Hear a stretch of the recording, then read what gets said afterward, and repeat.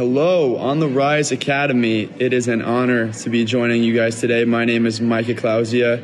I'm a pro tennis coach. I'm out here coaching in Antalya, Turkey, Felix Corwin and Toby Boyer in some pro tournaments, out here grinding on the red clay. So it's exciting to be able to talk to you guys from overseas and hopefully add value to your guys' mission and your guys' career as a tennis player. I've listened to some really good videos. Dylan, Toby, and Dusty are doing a great job, explaining some different things that you all are going to go through as a tennis player.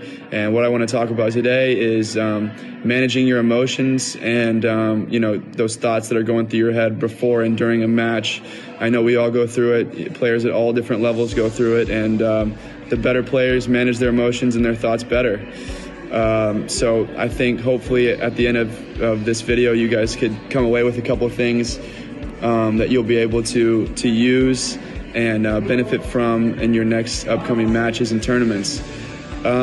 So I kind of want to start out by saying that I saw a sports psychologist in college, and this is something that I really struggled with for a while, in that I had a lot of negative thoughts running through my head, and I would believe those thoughts. So let's say I was playing in college. Let's say I was playing a school that was a lot worse than let's say our school, Nebraska, a school that we were supposed to beat maybe, or a player I was supposed to beat on paper.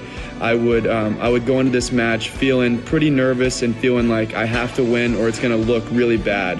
And so I'd kind of get in those matches and I'd get in the mindset of winning over what I'm really trying to do as a tennis player. So some tools that really helped me was I would set very specific goals for myself. I would set goals that I knew I could obtain, I knew I could do, win or lose. I could come off the court and say, okay, I did these 3 things. I kept it pretty simple. I do 3 or 4 goals maybe. I would think like, I'm going to go after my first serve. I'm going to rip forehands as soon as I can see the opportunity. I'm going to try and open up the court with my forehand, and any short ball I'm going to attack and I'm going to come in behind. So I would just stick to that. Obviously, I would kind of be thinking different things throughout the match, but this would really help me going into a match that I was supposed to win for sure on paper. I would focus on these 3 things, and that would get me back really locked in on what I'm trying to do. Instead of just winning the match, I would be able to think, let me go after my first serve. I see that forehand, I'm going to attack it. I'm going to come in behind it and try and put away the volley. Another thing that I think everyone goes through as a tennis player is when you see that you're playing against someone who's ranked much higher than you. And, you would see, let's say on paper, you're playing the 1 seed first round of a tournament. You kind of come in thinking, all right, I'm going to try and make it close. I know I would definitely think that. I'd think if I can get this to 3-4, 4-4, that would look really good. I'd be happy with that. So then I'd get to 3-all in the first set, a match that you're really in, and you kind of just let them win it, and you'd let them have it. I would, because I would think, hey, this is kind of what I was trying to do, is just get close, and then I'd get close, and then I'd be okay with losing. And that all kind of comes down to, at the end of the day, what's going through your head in those tough moments? What are you thinking about?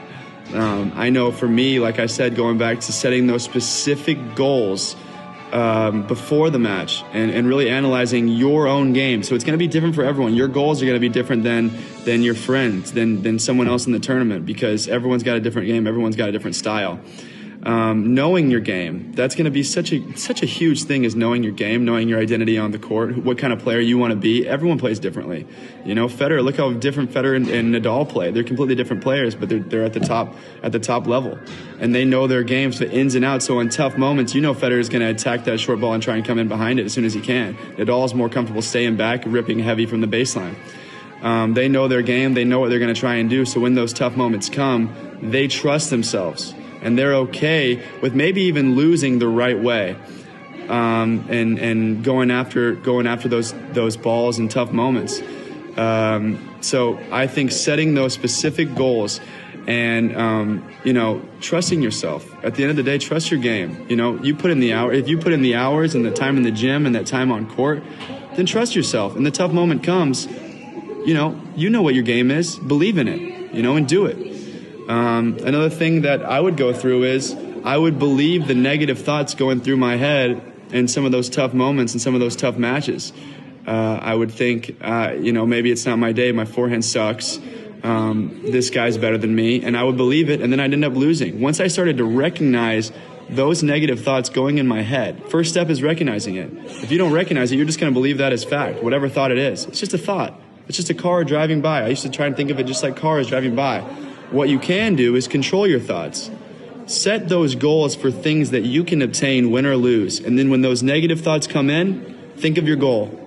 Think of a thought that you can for sure you can take care of. So when the tough moment comes, you can still rip heavy forehands down the middle. You can go after your second serve in tough moments because you told yourself you're going to no matter what, win or lose. Setting goals, recognizing negative thoughts, and then changing those negative thoughts to productive thoughts. It's not win or lose. It's staying a little bit lower base. Move my feet. What are things that you can for sure do, win or lose? What can you take care of on the court? Setting goals, recognizing negative thoughts, changing those to productive thoughts. On the Rise Academy, thank you so much.